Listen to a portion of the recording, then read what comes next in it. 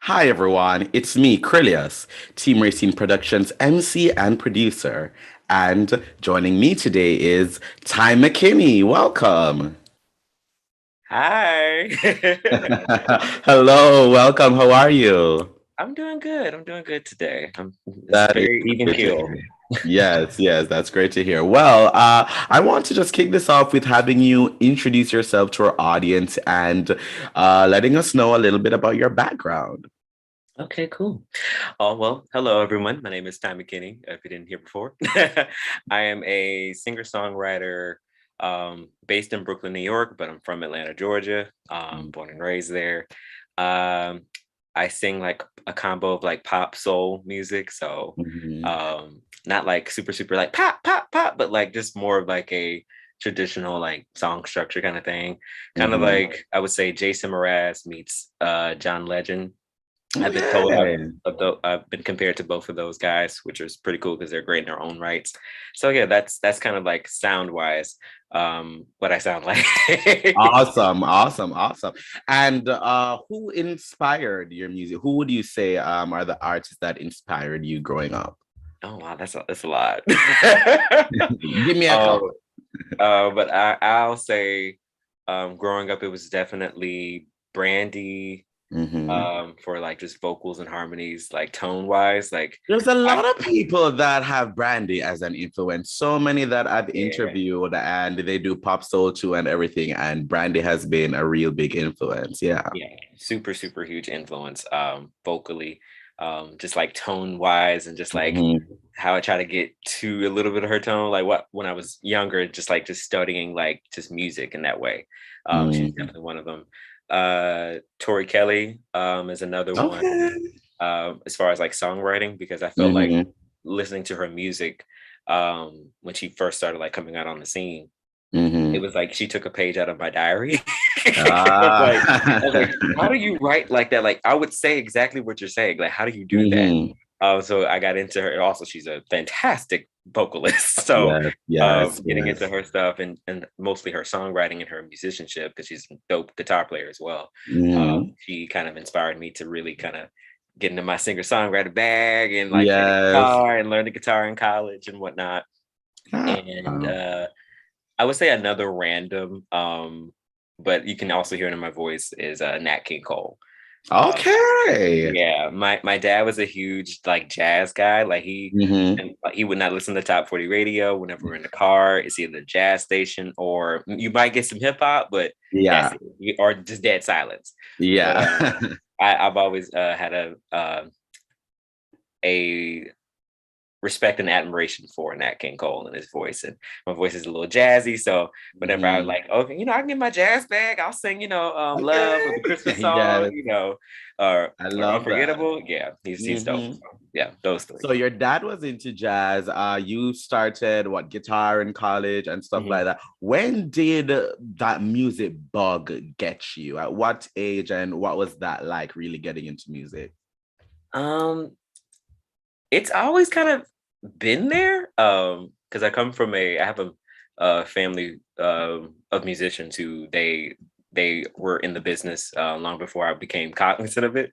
So Hmm. it's in my family as I can say now, it's in my family. But Hmm. um, I remember the first time I like got the bug was around like six, because there was this the song "Love Like This" by Faith Evans. Okay. One of my all-time favorite songs. Just love that song because it's Hmm. just a feel-good song. And I'm six. Hmm. I don't even know what she's talking about, but it just feels good. Like you want to go roller skating with it. Like that Yes. was the jam. And my cousins, I remember very vividly. We were at their house, in their living room. We were jamming to the song for some reason. I don't know why. We just I guess just relaxing and chilling. And they Hmm. were like, "Oh, Tyree, you know this part? Sing that song. Sing that song. Sing it."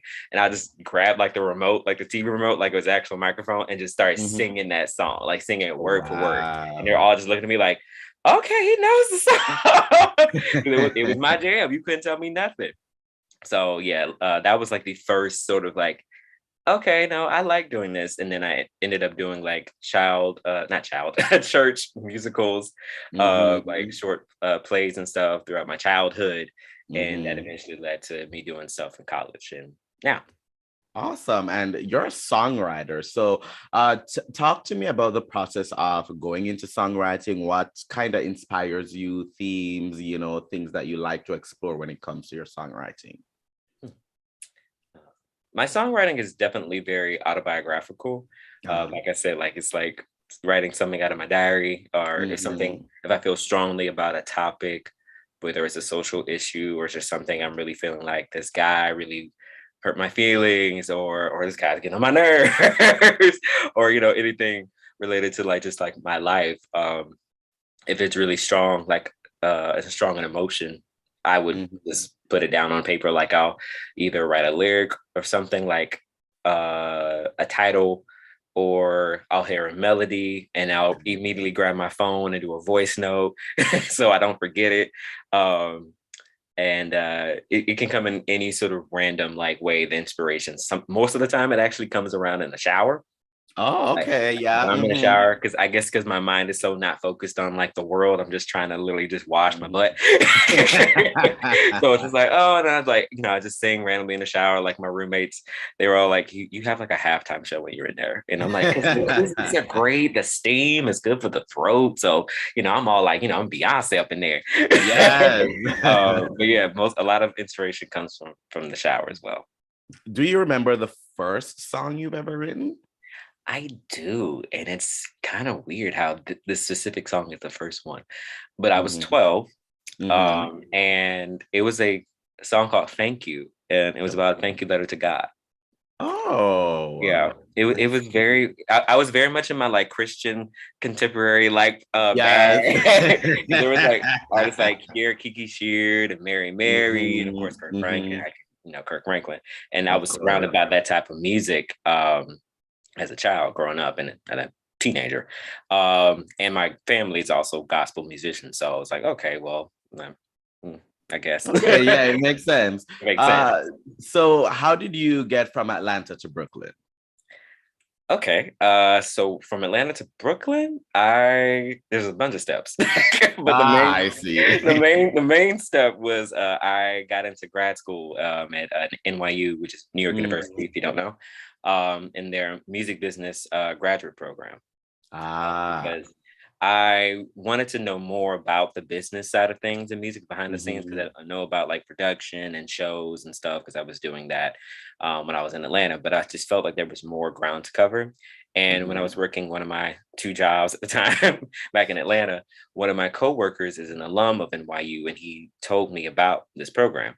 Mhm. He was like, you should look into it. And I'm like, okay. Then I looked into it and I was like, this is everything I need to learn.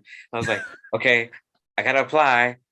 I don't know if I'm gonna get in, but I really want to go. And all my friends and family know that I've been trying to go to NYU since I was like 12. I was like, go to Ah. NYU. This is the school for like artist people. Like, I have to go. This is my destiny. I have to Yes. go. But I eventually did get to go. And that's what took me from Atlanta to New York in 2016. And then I finished. Ah. Yeah, I finished in 2018, and then I stayed. Okay, and how are you enjoying New York? You love it, I assume, since you stayed. Yeah, it's a love-hate relationship. It's a love-hate you relationship. you you have these moments of like, you're just struggling, trying to make ends meet because New York is, I think, recently deemed the most expensive city in the world. Mhm. I know it's specifically for the United States is the most Yeah. expensive city to live in. So cost of living is high, and Mhm. making ends meet, and also trying to pursue your artistry, make Yeah. music. Music ain't cheap. Mhm. Mhm. So it's been sort of a struggle. Not even sort of, Have it's you been a found, struggle. would you say you found a good music community there that you can kind of lean on when it comes to music or collaborators or stuff like that? Yes, actually, I that kind of was confirmed for me during the pandemic. I had like, Mhm. of course, people I knew from school, and people I don't meet at shows and whatnot. And I was like, okay, I'm getting a little bit of a community here. But I had like a moment actually last year with the pandemic where I was just so overwhelmed that just, I was sick of the city. I was like, I am broke. I am on my last leg. I'm tired of living in this struggle. And I was like, I'm just gonna leave the city. I'm just over it. Mhm. And a bunch of like people in my community just reached out and I was like, I get it. It's okay. I get it. We're gonna get through this together. And then we ended up having a jam session, and I felt so like right with the world. I was like, oh, Mhm. I guess I do have a community out here. So yeah, no, I do, and I gratefully appreciate them.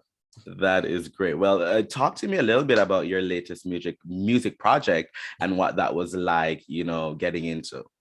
Okay. Um, my most recent singles, they're called Brownstone in Harlem and Chill. Brownstone in Harlem came out last month, not last month, last year Mhm. in June. It was a celebration in June about Juneteenth. Mhm. Um, and that song, I had written that song like 2017. I Mhm. was inspired by like getting to know the neighborhood that is Harlem and knowing its history, but actually being able to inhabit the city, but not the Uh-huh. city, the neighborhood, and just taking in the culture and all that stuff. I get my hair cut in Harlem when I had hair. I know. I was like, when I had hair, see, that's what New York does to you. I had a whole head of hair, and it's Yeah, and then I'm right here. So we rocking the body. We've been rocking the body the whole pandemic.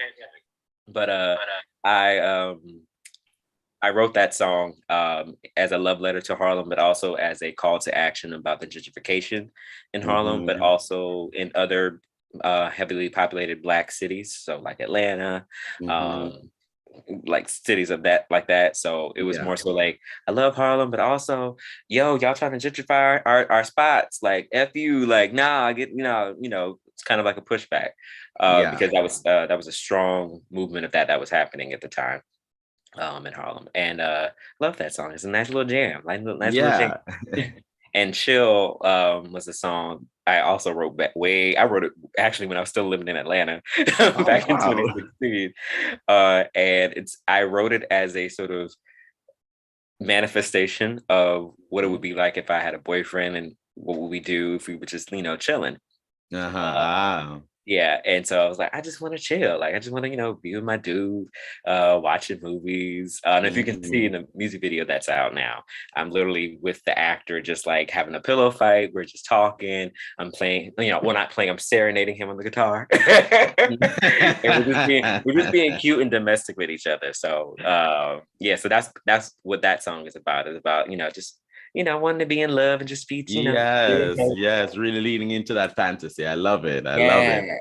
And we shot the video. Actually, we shot the video in like the brick of quarantine, and we shot it in my Oh. apartment, right where I am Mhm. right now, in this room. So it was like, oh, this kind of worked out. We're chilling at home because we are literally at Yeah. home. How do you like music video creating? How do you like that? Oh, I Do you love put it. it, do you Actually, do you put a lot of your creative spark into it? oh yeah, no, like I write the treatments, I Ah. produce it, like get the things together, finding Mhm. the locations, scouting talent, so love interest. But I went Mhm. to school for my undergrad. I went to school for film, in video and theater. Ah. So I was already in my mind, like I'm in my film bag, like I do this, like I did like documentary work back Yeah. in college, but I was like, I want to make music videos, but for myself, but also like in the future for like other people like Yeah. directing.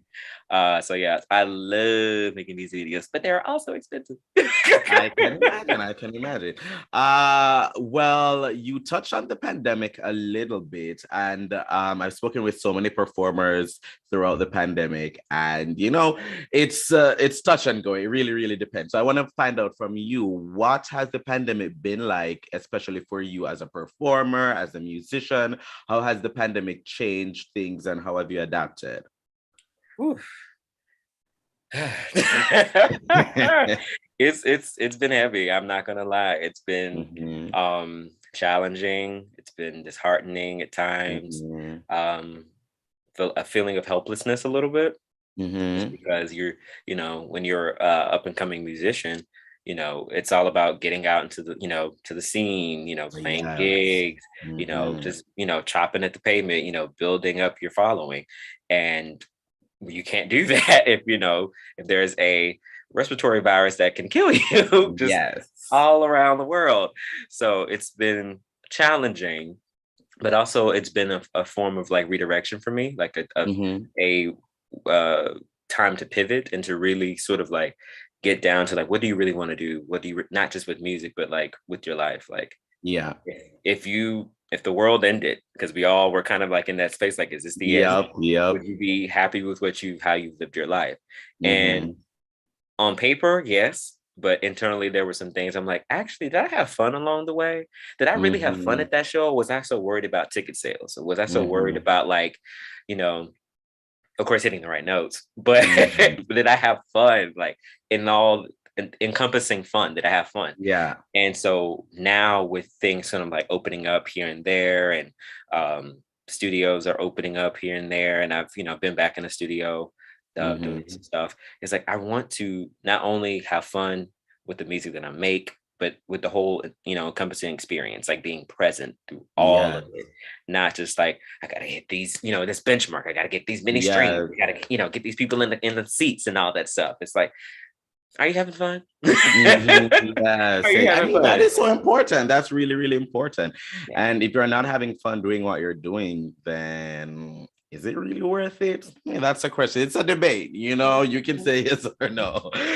Tell me, upcoming projects, what can you preview for the audience? What can they look out for from Ty McKinnie? You can definitely look out for some music this year. I am holding myself to putting out more music and not just like waiting for the right time, or like Mhm. just trying to, I guess, wait on, trying to do things and not say my way, but like, if it's not like this, then it's not gonna work. No one's gonna hear it. Yeah, It's like, yeah. that's not how life works.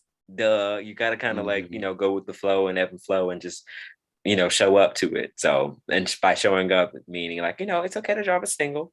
It's okay to drop a Yes, single. yes. It's okay to, Mhm. not focus on a whole project right now. Yes, It's yes. okay. Like, you're still like emerging. So just take Certainly. your time, but also don't, hold yourself back. Like, just share a little bit more of yourself, and Yeah. do it in a pace where it makes sense to you, but it also feels right to you.